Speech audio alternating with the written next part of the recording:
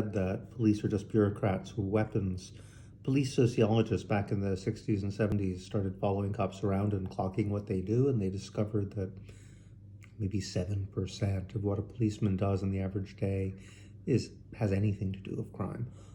And of that, only a minority has anything to do with violent crime. So we have this idea of police, they fight crime, and when we think of crime, we assume violent criminals. They're engaged in this kind of war against somebody who's shooting back.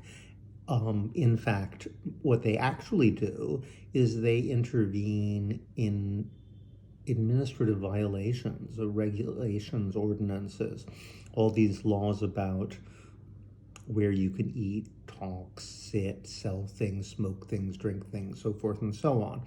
All these regulations are enforced by means of the threat of violence. So police actually bring the danger of violence into situations such as, say, the sale of unlicensed cigarettes, where violence would not possibly get involved had they not shown up.